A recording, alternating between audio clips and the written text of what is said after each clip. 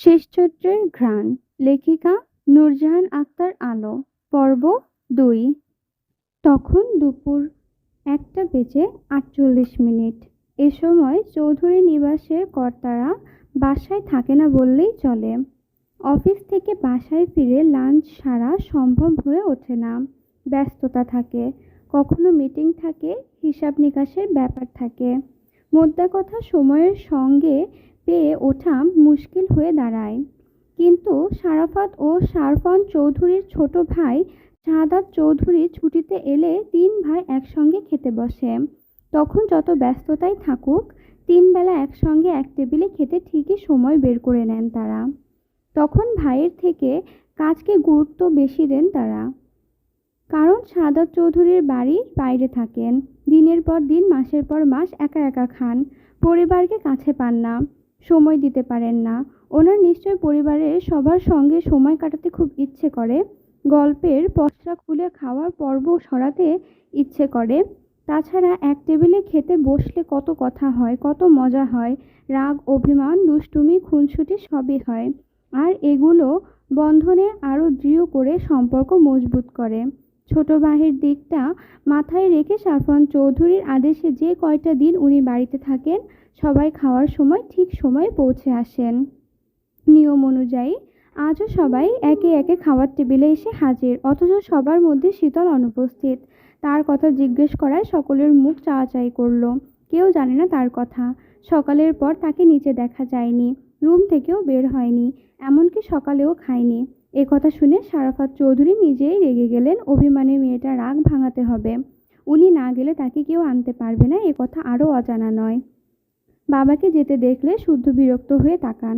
এত আহ্লাদে আরও ফাজিল হয়েছে সে। শাসন শাসনই, একটা মেরেছে তাতে কি এমন হয়েছে? না খেয়ে থাকতে হবে তো কি হয়েছে? কেঁদে কেটে ঢঙের পয়সা খুলে বসেছে। বাবা গেল, এরপরও যদি না আসে তাহলে আরেক দফা মার হবে তার। সকালে চেলাকাট দিয়ে দিয়েছে, এবার হাতে যথেষ্ট। থাপ্পড় বাড়িয়ে মারির দাঁত যদি না নুড়িয়েছে, তার নামও সোয়াইব চৌধুরী শুদ্ধ নয়। এদিকে ক্ষুধার চোটে শীতলের স্বাদের ঘুম ভেঙে গেছে অনেক আগেই, কিন্তু মনে জেদ পুষে উঠেছে তার।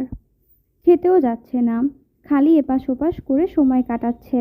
ফোনটাও তো নেই যে স্বর্ণ আপুকে ফোন করে বলবে চুপি চুপি কোনো খাবার দিয়ে যেতে। তার রাগ আবার আরেক মখরা। মানুষের রাগ উঠলে নাকি ক্ষুধামন্দায় হারিয়ে যায়, আর তার পেটে রাক্ষসের ক্ষুধা এসে হাজির হয়, ইচ্ছে করে দুনিয়া সহ খেয়ে ফেলতে। এমন হলে রাগ দেখাবে কি করে? আর রাগ না দেখালে বুঝবে কি করে সে বড় হয়েছে? যখন তখন মারা যাবে না, বকা যাবে না, কিন্তু কেউ খেতে ডাকছে না কেন? কিছুক্ষণ আগে বাবা, মেজো চাচ্চু, বড় মা, শখ আপু ডেকেছিল, সে যায়নি। তার অভিমানের পারদ আকাশ চুম্বি কিনা, যাবেও না, খাবেও না ভেবে দরজায় আটকে ঘাপটি মেরে বসেছিল। ঘুম ভাঙার পর তার রাগ কমে গিয়েছে কিছুটা, কিন্তু বড়দের ডাকাডাকি শুনে শুদ্ধ রুম থেকে বেরিয়ে খ্যাক খ্যাক করে বলেছে, এত ডাকাডাকির কি আছে? খাবে না ভালো কথা, একবেলা না খেলে কেউ মরে না। এই লাউয়ের বাচ্চার কদুর এক কথা বলে তার রাগটাকে বাড়িয়ে দিয়েছে। সে নিজেই এসে সুন্দর করে বলতে পারতো না, সরি আর মারবো না, খেতে আয়। কিন্তু সে উল্টো তেরা কথা বলে রাগ চড়িয়ে দিয়েছে। মেজাজের ওপর কেরোসিন ঢেলে আগুন জ্বালিয়ে দিয়েছে। তখন থেকে তার মেজাজটাও চাঙ্গে উঠে আছে। আপাতত বিশ্রী মেজাজ ঠান্ডা করতে গোসল সেরে এলো। শুদ্ধকে বকা চলমান রেখে ভেজা চুল মুছতে মুছতে কে যেন নক করলো রুমের দরজায়। খ্যাক করে উত্তর দেওয়ার আগে ভেসে এলো বড় আব্বুর গলা। জলদি দরজা খুলে দেওয়া মাত্র সাফন চৌধুরী স্নেহমাখা হাসি উপহার দিলেন। শীতল সব রাগ ভেঙে গেল, অভিমানের পারদ গলে চুরচুর হয়ে গেল। এই মানুষটার প্রতি একটু বেশি দুর্বল সে। ওনার কোনো কথা ফেলতে পারে না, কারণ বাবাকে সে কতদিন পায় না কাছে। পায় না বললেই চলে। যখন বাবাকে প্রয়োজন হয় এই মানুষটাই তাকে আগলে রাখে, ভরসা দেয়, সাহস যোগায়। এমনকি পৃথিবীতে আসার পরপরই সে সবার প্রথমে কোলে উঠেছে এই মানুষটারই। ওর বাবা তখন কোনো একটা মিশনে গিয়েছিল। এমনিতেও সে জানে উনি সবার থেকে তাকে একটু বেশি ভালোবাসেন, কারণ শীতল নাকি মায়ের পেট থেকে আধমরা হয়েছিল, অনেকদিন হাসপাতাল থেকে সুস্থ হয়েছে। দেখতে এত আদুরে হয়েছিল, খুব সহজেই তার উপর সবার মায়া পড়ে গিয়েছিল। একটু বড় হয়ে বাবার আঙ্গুল না পেয়ে বড় বাবার আঙুলটাকে আঁকড়ে ধরেছিল সে। বাড়ির অন্যান্য ছেলেমেয়েরা ওনার রাগে রাগে মুখ দেখে ভয় পেত। খুব একটা কাছে ঘেঁষতো না, এখনো তাই। অথচ সবকিছু শীতলের ওনাকেই চাই। রুমের দরজায় বড় আব্বুর দিকে দেখে কিছু বলতে না পারায় আর বিনা বাক্যেই নিচে চলে গেল সে। নিঃশব্দে চেয়ার টেনে বসলো। আজ দুপুরে স্পেশাল আইটেম সর্ষে ইলিশ, অন্যান্য পদও আছে। অ্যালার্জিজনিত সমস্যার কারণে শুধু ইলিশ খায় না, তাই শুধু তার জন্য সীতারার হাতে স্পেশাল ডিম ভুনা।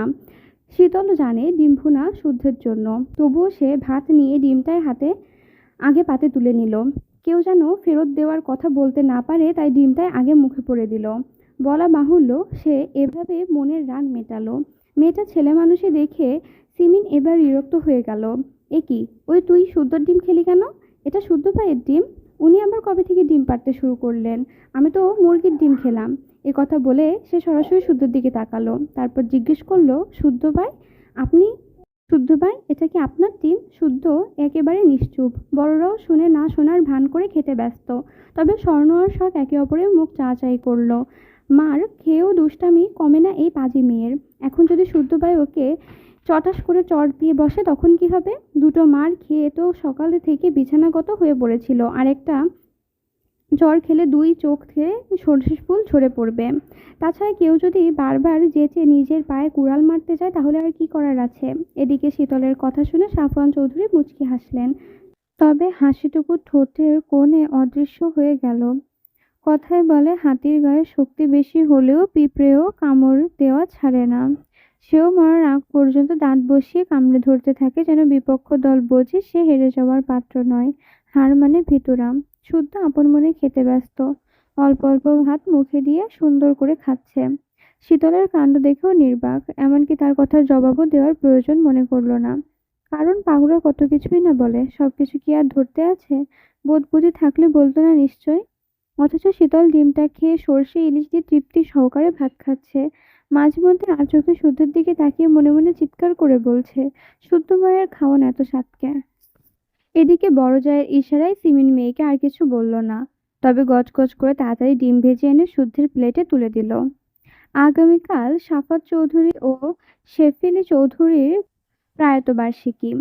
সেই উপলক্ষে সাফাত চৌধুরী নিমন্ত্রণের নিকট আত্মীয়দের উপস্থিতি দেখা যাচ্ছে চৌধুরী নিবাসে। ছড়িয়ে ছিটিয়ে যার যার মতো ঘুরে ফিরে সময় পার করছে আত্মীয় মহল।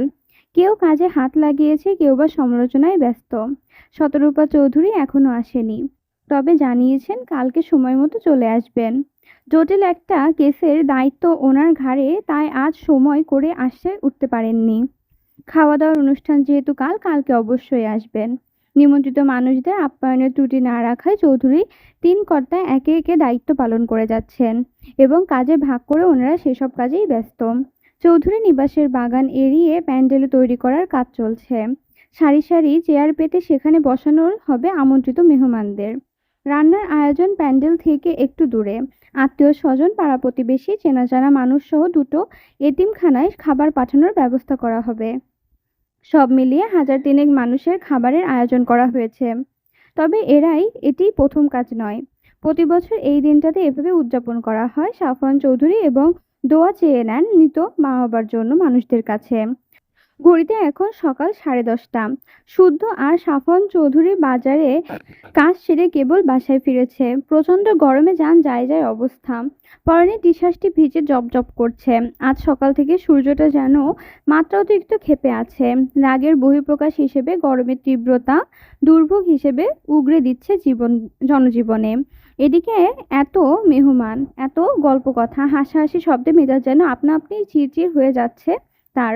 অসহ্য লাগছে সবকিছু। গতকালে ঠিকঠাক ঘুম হতে পারেনি, মাথাও সেই জন্য ভার হয়ে আছে। চোখ লাল হয়ে আপনা আপনি সব বুঝে আসছে। তবুও নিকিবার হয়ে মেজো চাচুর সঙ্গে বাজারের কাজ করে যাচ্ছে শুদ্ধ। ডেকোরেটর লোকদের সব কাজ বুঝিয়ে দিচ্ছে। লিস্ট যেগুলো মিস হয়ে গেছে সেগুলো নতুন করে আবার লিস্ট করছে। নতুন করে আবার বাজারে গিয়ে সেগুলো এনে বাবুর্চিদের বুঝিয়ে দিতে হবে। ড্রয়িং রুমের মানুষের আনাগোনা দেখে সাফওয়ান চৌধুরী উঠে তাকেও ফ্রেশ হতে বলে রুমে চলে গেলেন। অগত্যা শুদ্ধ উঠে দাঁড়ালো। আশেপাশে মা বোন কাউকে পেল না। এত গরমে বাইরে থেকে এলো, কেউ এক গ্লাস পানি দেবে তারও কোনো হুঁশ নেই। রান্নাঘরের সামনে আত্মীয়দের জটলা দেখে নিজেও আর সেদিকে গেল না। শান্ত শরীরে সিঁড়ি বেয়ে ওঠার সময় দেখা মিলল স্বর্ণের সঙ্গে। স্বর্ণকে জানালো সিতারাকে গিয়ে বলতে যেন তার খাবারটা রুমে পাঠিয়ে দেয়। স্বর্ণের একথা শুনে রান্নাঘরে গিয়ে দেখে মা ও চাচিরা গল্পে গল্পে বাজার সাদাই গুছিয়ে রাখছে। শীতল শখও আছে এখানে। শখ মায়ের হাতে হাতে কাজ গুছিয়ে দিচ্ছে। শীতল বসে বসে কিশমিশ চিবাচ্ছে আর মেজাজ খুবই খারাপ। খারাপ কেউ কিছু বললেই সে খেটখিটিয়ে তর্ক করছে, ঝগড়াও করছে দু তিনজনের সঙ্গে। সে সকাল থেকে গাঁট হয়ে রান্নাঘরে বসে আছে। এখান থেকে সরেও নি, কারো সঙ্গে কথাও বলেনি। কারণ কড়াভাবে আদেশ জারি করা হয়েছে তাকে যেন স্মার্টফোন দেওয়া না হয়। যে দিবে আগে তার বিচার হবে, এরপর নাকি শীতলের। হঠাৎ কাঁধে ঝাঁকুনি খেয়ে শীতল ভাবনার জগৎ থেকে বেরিয়ে এলো। খেয়াল করলো বড় মা ছাড়া আর কেউ নেই। বাকিরা কোথায় গেল জানতে চাইলে বড় মা জানালো প্যান্ডেল করার জন্য এক ছেলে মই নিয়ে ওপরে উঠতে গিয়ে পা সরকে পড়ে গেছে। প্রচণ্ড ব্যথাও পেয়েছে নাকি, তাই বাকিরা দেখতে ছুটেছে। একথা শুনে সেও যাওয়ার জন্য পা বাড়ালো। সীতারা চৌধুরী তাকে ধরে থামিয়ে দিলেন। তারপর খাবার ট্রে ধরিয়ে দিয়ে বললেন, এটা শুদ্ধের রুমে দিয়ে তো মা। আমি গিয়ে দেখি ছেলেটার কি অবস্থা। একথা উনি অ্যান্টিসেপটিক ক্রিমারের হাতে দিয়ে দ্রুত পায়ে রান্নাঘরে হাতে এই কথা বলে তিনি অ্যান্টিসেপটিক ক্রিমটা হাতে নিয়ে দ্রুত পায়ে রান্নাঘর ছাড়লেন। শীতল বিরক্ত হয়ে আগে গজগজ করতে করতে গেল খাবার পৌঁছে দিতে। গতকাল যার মার খেলো তাকেই এখন খাবার দিতে যাচ্ছে। একেই বলে নিয়তি। সে শুদ্ধ রুমে নক করে দাঁড়িয়ে রইল। পাক্কা 5 মিনিট পর দরজা খোলার শব্দে চোখ তুলে তাকালো। তাকিয়ে দেখে শুদ্ধ ব্রু কুঁচকে তাকিয়ে আছে। সদ্য গোসল সেরেছে নিশ্চয়। পরনে এখন আকাশি টি শার্ট ও কালো ট্রাউজার। গত রাতের রাগ এখনো আছে, তাই অন্যদিকে তাকিয়ে বলল, বড়মা পাঠালো। থমথমে হয়ে আছে শীতলের মুখ। বিরক্তও বটে। এ লোককে তার সহ্য হয় না। চাচাতো ভাই হয়েছে তাতে কি? তার অতিরিক্ত শাসনের জন্য সে তার চক্ষুশূল। তার মুখ তার মুখভঙ্গি দেখে শুদ্ধ খিটখিট মেজাজে বলল, কোনো অসহায় মানুষকেও তো কেউ এভাবে খাবার দেয় না। মিনিমাম কমন সেন্সটুকুও কি গিলে খেয়েছিস? এ কথা বলে শীতলের বাড়িয়ে দেওয়া ট্রেটা শুদ্ধ হাতে ধরলো না, দরজার থেকে সরে দাঁড়ালো। শীতল মনে মনে তাকে গালি দিতে দিতে রুমে গিয়ে সেন্টার টেবিলে আস্তে করে ট্রেটা রাখলো। সেটা রাখতে গিয়ে চোখ গেল তার ভাঙাচোরা ফোনের দিকে। ফোনটার দিকে হাত বাড়াতে গেলে শুদ্ধ বাহু ধরে বিছানার দিকে এক ধাক্কা মেরে বসিয়ে দিল। শীতল তিরিক্ষি মেজাজে কিছু বলার আগেই শুদ্ধ চোয়াল শক্ত করে বলল, আমাকে নাকি গালাগাল দিয়েছিস, অভিযোগ করেছিস আমি তোকে শুধু শুধু মারি, চাচাতো বোন বলে তোর তোর ভালো সহ্য করতে পারি না। হঠাৎ হ্যাঁ বলেছি তো, এখনো বলছি, আপনি আমাকে শুধু শুধু মারেন। এই সাউন্ড নিচে। আপনি মারতে পারবেন আর আমি বলতে পারবো না?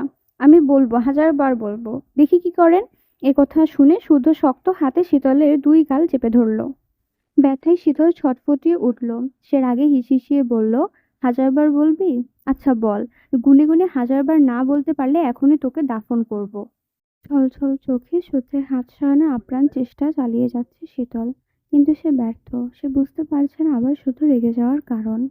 তার চোখের ভাষা যেন শুদ্ধও বুঝল।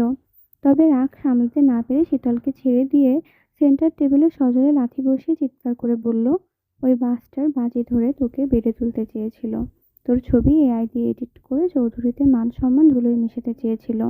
লোফার জেনেও কেন গেলি তার কাছে? কেন তার ফুল চিঠি গ্রহণ করলি? তোর কারণে মানুষ আমাকে ধরে ধরে কেন এসব বলে? কেন তোর কারণে চৌধুরী শিক্ষায় নিয়ে আঙ্গুল উঠছে? তোর না হয় মান সম্মান নেই, আমারও কি নেই? আমি কি তোর মতো ন্যাড়া মাইন্ডেড? আমার এত ঠেকা পড়ে নেই তোর মতো বেয়াদবের পেছনে সময় নষ্ট করতে। যা দূর হ আমার চোখের সামনে থেকে। তোকে যেন আমি আমার চোখের সামনে না দেখি। একথা বলে শুদ্ধ তাকে বের করে দিয়ে সজোরে দরজা আটকে দিল। শীতল ফুঁপিয়ে ফুঁপিয়ে কেঁদে কিছুক্ষণ সেখানে দাঁড়িয়ে থেকে তার রুমে চলে গেল। রূপমকে মনে এসব ছিল সেটাতেই ভাবতেই পারেনি। যদি জানতো তাহলে কি আর প্রস্তাবে রাজি হতো? এদিকে তাকে বের করে দিয়ে শুদ্ধ বন্ধ দরজার দিকে অগ্নিদৃষ্টিতে তাকিয়ে রইল। রাগে শরীর ইরি করছে। সে রাগের তোপে খাবার না খেয়ে শুয়ে পড়ল। টানা কয়েক ঘন্টা ঘুমিয়ে একেবারে উঠল সন্ধ্যার পর। ফ্রেশ হয়ে রেডি হয়ে বাইক নিয়ে যখন বের হতে যাবে তখন দেখে রূপম গেটের সামনে দাঁড়িয়ে আছে। তাকে দেখা মাত্রই রেগে বাইক থেকে নামতেই রূপম দৌড়ে এসে পায়ের কাছে এসে পড়ল। হাত জোর করে কাঁদো কাঁদো হয়ে বলতে লাগলো, বন্ধুদের সাথে টাকা বাজি ধরে দুঃসাহস দেখিয়ে ফেলেছি ভাই, মাফ চাই, পায়ে পড়ি। এবারের মতো মাফ করে দেন। আমার বাবা আর ভাইয়ের চাকরি চলে গেলে আমরা না খেয়ে মরবো। আমার বোনের বিয়ে ভেঙে গেলে সে মারা যাবে। আমি আর জীবনেও বাজি ধরবো না। ওয়াদা করছি, চৌধুরী নিবাস তো দূর, আমি এই শহর ছেড়ে চলে যাব। এ কথা শুনে শুধু ঠান্ডা স্বরে জবাব দিল, mark my word, this is your last chance. এ কথা বলে শুদ্ধ বাইক নিয়ে বেরিয়ে গেল। আর রূপম চোখ মুছে বাড়িতে হাঁটতে লাগলো। কয়েক ঘন্টার তার পরিবারের প্রতিটি সদস্যের জীবন উল্টোপাল্টা হয়ে গিয়েছে। বেঁচে থাকতে জীবনে এদের পেছনে সে আর লাগবে না। পরদিন সকালে শুরু হলো অত্যন্ত ব্যস্ততা নিয়ে। সকলে হাতের কাজ। আগের দিনে কথা ভুলে গিয়ে শীতলের সকালটা শুরু হলো চমৎকারভাবে। চেনা জানা মানুষদের সঙ্গে দেখা হলো, কথা হলো, গল্প হলো। দুপুরের আগে আগে এতিমখানায় খাবার পাঠিয়ে দেওয়া হলো নতুন পোশাক। দুপুরে 12টার পর দলে দলে মানুষ এসে খেয়ে যাচ্ছে। বাগানের এক প্রান্তে মানুষ খাচ্ছে, অন্য প্রান্তে রান্না হচ্ছে। চৌধুরীরা ব্যস্ত হাতে মেহমান আপ্যায়ন করছে। সারাফাত, শাওন, সাদ্দাত, শুদ্ধ, সায়ন, শাম্য, সৃজন পরনে ধবধবে সাদা পাঞ্জাবি। এত ভিড়ে সুঠামদেহী চৌধুরীরাই যেন সকলের নজর কাড়ছে। আজ সকাল থেকে শীতল শুদ্ধকে খেয়াল করছে, কারণ সে বুঝতে পারছে শুদ্ধ তাকে সূক্ষ্মভাবে এড়িয়ে চলছে। দুবার ডাকলেও সাড়া দেয়নি। শীতলও বুঝেছে রাগের মাথায় একটু বেশি বলে ফেলেছে সে। এখন অনুতপ্ত হচ্ছে দেখে ভাবলো সরি বলবে। কিছুক্ষণ আগে শুদ্ধ ফোনে কথা বলতে বলতে রুমে ঢুকেছে ফ্রেশ হতে। তাই দরজায় নক করেই ভেতর থেকে শুদ্ধ চেঁচিয়ে উঠল, কে? ভেতরে আসবো ভাইয়া। শীতলের গলা শুনে শুদ্ধ জবাবও দিল না, দরজাও খুলল না। কিছুক্ষণ দাঁড়িয়ে থেকে শীতল নিচে চলে গেল। খাওয়ানোর পর্ব শেষ হওয়ার পরই অনেক মেহমান ইতোমধ্যেই চলে গেছে। যারা আছে কাল সকালে চলে যাবে। সিতারা বেগম ব্যস্ত হাতে খাবার প্যাক করে যাচ্ছে। শীতল রান্নাঘরের দিকে পা বাড়ায় জিজ্ঞেস করলো, এগুলো কাকে পাঠাবে বড় মা? শুদ্ধ চলে যাবে, তাই দিয়ে দিচ্ছি। আজই? হ্যাঁ, ল্যাবে নাকি জরুরি কাজ পড়ে গেছে। একথা বলতে বলতেই তড়িঘড়ি করে শুদ্ধ নেমে এলো। বাবা চাচারকে বিদায় জানিয়ে মায়ের কাছে আসতেই শীতলের সঙ্গে চোখাচোখি হলো। সে থমথমে মুখে দ্রুত চোখ সরিয়ে নিল। বলল, সারাদিন কাজ করেও কাজ শেষ হচ্ছে না মা তোমার? বললাম না একটু রেস্ট নিতে। এই তো হয়ে গেছে বাবা। সবাইকে নিয়ে সাবধানে থেকো, বেরিয়ে যাচ্ছি আমি। সাবধানে দেখে শুনে যাস বাবা।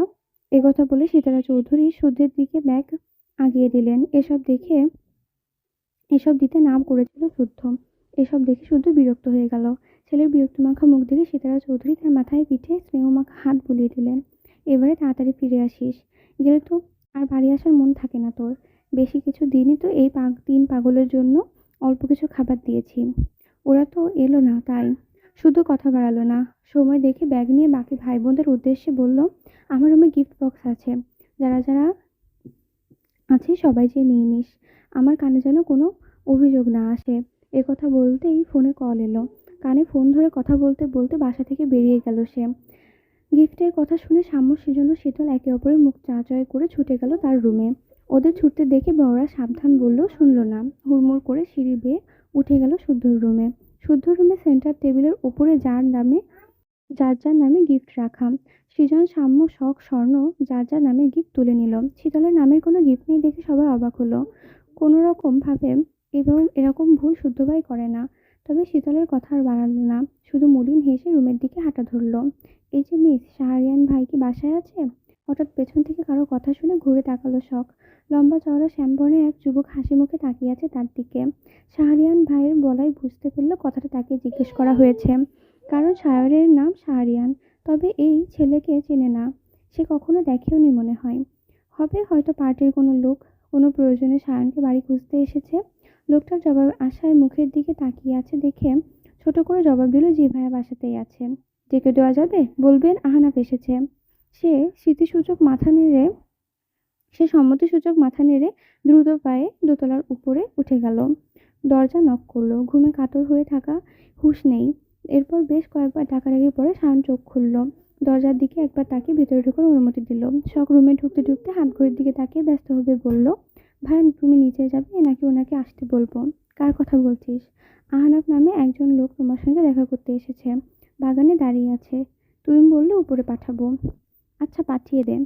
কোথাও বের হচ্ছিস নাকি? ক্লাস আছে আমার। শীতল, স্বর্ণ, ক্লাস নেই? যাবে না ওরা? যাবে, রেডি হচ্ছে। আমি আসি ভাইয়া, খুব লেট হয়ে করে ফেলেছি। তিনজন সাবধানে যাবি। হুম। শখ মিষ্টি করে হেসে বেরিয়ে গেল। বের হতে হতে শীতল, স্বর্ণ রেডি হয়ে রুম থেকে বের হলো। তিন বোন একসঙ্গে যাবে। ভিন্ন সময় ক্লাস থাকলে একসঙ্গে। শীতল শখের হাতে কলেজের ব্যাগ ধরিয়ে দিয়ে বুকের ভি বেল্ট ঠিক করতে করতে সিঁড়ি দিয়ে নামলো। গলা ফাটিয়ে আম্মু আম্মু বলে ডাকতে ডাকতে রান্নাঘরে এসে পৌঁছালো। মায়ের কাছে ঘ্যান ঘ্যান করে ফুচকা খাওয়ার জন্য হাত বাড়িয়ে টাকা নিল। হাতিয়ে বড় মাকে বলল, ও বড় মা, আর 20 টাকা খুচরা দাও না। কচকচে 100 টাকা নোট দেওয়া হলো মেয়েটাকে। শুনে সিমিয়া চৌধুরীর বলার আগেই সিতারা নামিয়ে দিলেন।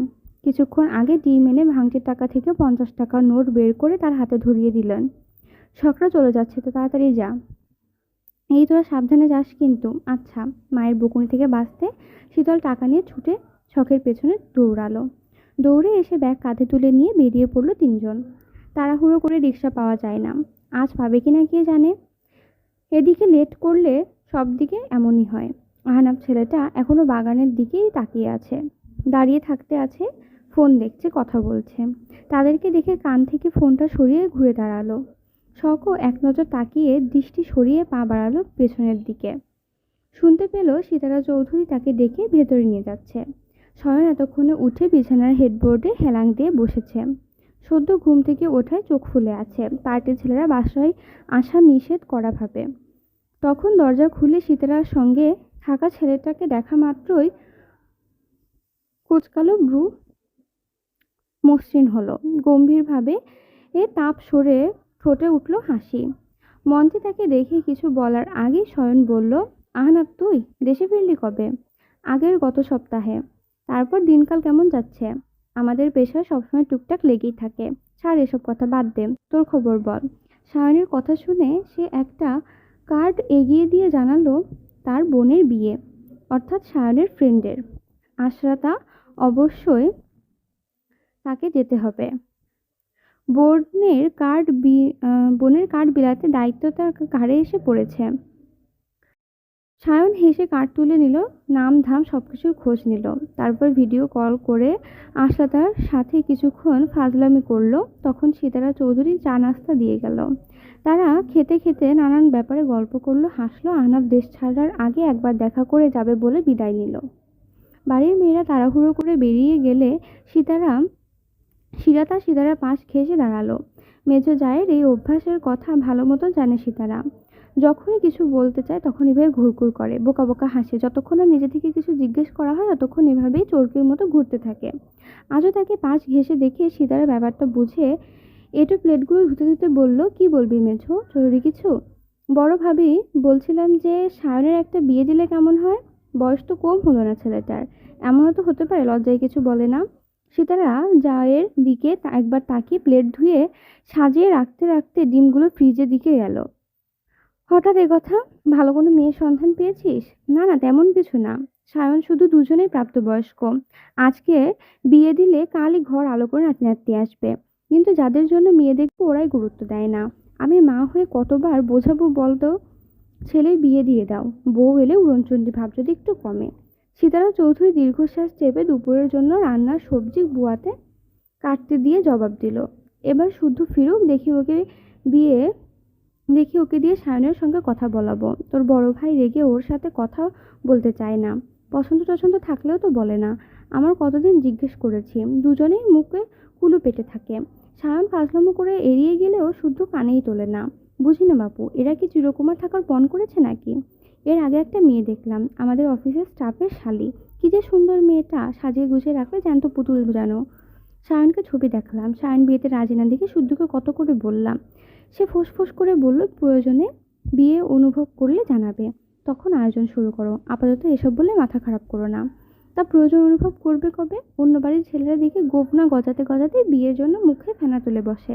কত ছেলে মরতেও যায় বিয়ের জন্য, যত সব আমাদের বাড়ির ছেলেরা বিয়ের কথা শুনতেই পারে না। এসব সিতারা চৌধুরী সিরাতের সঙ্গে ছেলেকে নিয়ে কথা বলছিলেন। তখন সীমিতে কথা বলল গেল। শীতলকে বকতে বকতে সিঁড়ি থেকে নামছেন উনি। একগাদা জামা কাপড় বের করে বিছানায় স্তূপ করে রেখে গেছে মেয়েটা। পরে একটা কিন্তু বের করে 5টা, তারপর পালা দিয়ে দলামোকা পাকিয়ে রেখে দেয়। এত বড় মেয়ে, জ্ঞান হুঁশ এখন না হলে আর হবে কবে? এভাবে বকতে বকতে জামা কাপড়গুলো হাতে করে গুছিয়ে ময়লার কাপড়ে ধুয়ে ছাদে মেলে দিয়ে এসেছে সে। হাঁপিয়েও গেছে, মেয়ের নামে অভিযোগের পর্সা খুলে বসেছে। তখন সিতারা সীমিত উদ্দেশ্য করে বলে, ছোট, শীতলকে নিয়ে ডাক্তারের কাছে যাওয়ার কথা ছিল না? কবে যাবি? সিরিয়াল দিয়েছিস? সীমিত তো এ কথা ভুলেই বসেছে। সিরাত বলার পর স্মরণ হলো কথাটা। তার মুখ দেখে সিতারা চৌধুরী বিরক্ত হয়ে বললেন, মা হয়ে এত ভুলো মন হয় কিভাবে তোর? দেখিস না মেয়েটার পিরিয়ডের প্রথম দিন কেমন ব্যথা হয়? স্বাভাবিক অস্বাভাবিক বলে কিছু আছে তো নাকি? কিছু কিছু ব্যাপার নিয়ে অবহেলা করতে নেই। তুই না গেলে বল আমি নিয়ে যাই মেয়েটাকে। জায়ের কথায় সিমিন মুখ কাচুমাচু করে জানালো সেই নিয়ে যাবে। তখন সিতারা তখন সিতারার ফোন হঠাৎ নিজস্ব স্বরে বেজে উঠল। উনি ড্রয়িং রুম থেকে ফোন হাতে তুলে নজর বুলিয়ে হাসলেন। নাম্বার দেখে মমতাময়ীর মন দরদে উতলে উঠল। কল রিসিভ করে হাসিমুখে জিজ্ঞেস করলো, আব্বা কেমন আছে? শুধু সদ্য শাওয়ার নিয়ে ভেজা চুল মুছতে মুছতে জানালো, ভালো আছি। কেমন আছো?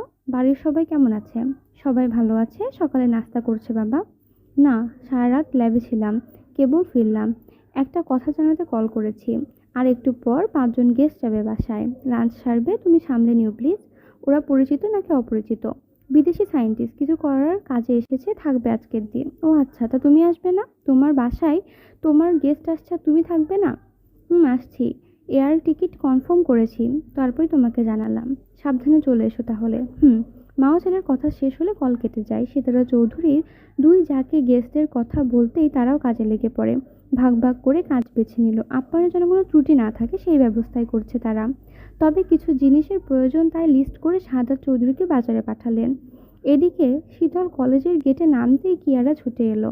এত দেরি কেন হলো হাবেজাবে বকতে বকতে দুজন ভেতরে গেল। এদিকে কলেজের মাঠে চলছে আরেক সার্কাস। বিদেশি কজন ছেলে কলেজের মাঠে সাদা স্যান্ডো গেঞ্জি, সাদা ধুতি ও মাথায় লাল গামছা বেঁধে হেঁটে বেড়াচ্ছে। বোধহয় বিদেশি পর্যটক, কিছুদিন হলো বাংলাদেশে এসেছে। এখানে এসে বাঙালিদের ঐতিহ্যবাহী পোশাক পরে বাংলাদেশ ঘুরে দেখার ইচ্ছা পোষণ করেছে। শিক্ষকরা তাদের অ্যালাউ করেছে। অবশ্য হাঙ্গামা করছে না, তারা শুধু আগ্রহ করে দেখছে। মাঝে মাঝে ছবি তুলছে, কখনো নিজেরা নিজেরা বকবক করছে। তাদের দিকে কৌতূহলবশত তাকিয়ে আছে কলেজের অনেক ছাত্রীরা। হাঁটতে হাঁটতে হিরলের চোখ আটকে যায় তাদের একটি ছেলের দিকে। ছেলেটা শুদ্ধের বেস্ট ফ্রেন্ড, পেশায় সায়েন্টিস্ট, এবং শুদ্ধের সঙ্গে থাকে এক ফ্ল্যাটে। তারা তো এখানে থাকার কথা না, তাহলে এখানে কেন? আর বিদেশিদের সঙ্গেই বা কেন? তখন কিয়ারাও ছেলেটাকে দেখে বলল, এই ছেলেটাকে কেমন যেন চেনা চেনা লাগছে, কোথায় যেন দেখেছি। ওটা শুদ্ধ ভাইয়ের বেস্ট ফ্রেন্ড, কামরান ভাইয়া। কামরান? এ আবার কেমন নাম? এমনিই নাম। কিন্তু এমন নাম থাকে কার? কারণ ওনার দাদার নাম ইমরান, বাবার নাম জুমরান। ছোটবেলায় যাকে তাকে কামড় দিত, তাই কাজের সঙ্গে মিল রেখে নাম রেখেছে কামরান। তা এই রানের বংশধরদের কোথায় পেয়েছে শুদ্ধ ভাই? বেলতলায়। ও, তা কামরান মিয়া বিদেশিদের সঙ্গে করছেটা কি? কি আশ্চর্য, আমাকে বলেছে নাকি? তুই গিয়ে জিজ্ঞেস করে আয়। শুদ্ধ ভাই কিছু বলেনি তোকে? খবরদার বলছি, ওনার নাম মুখেও নিবে না। ওনার মতো এত বিটকেল ভাই কখনো যেন কারো না হয়। আমার কপালটাই খারাপ, বাল।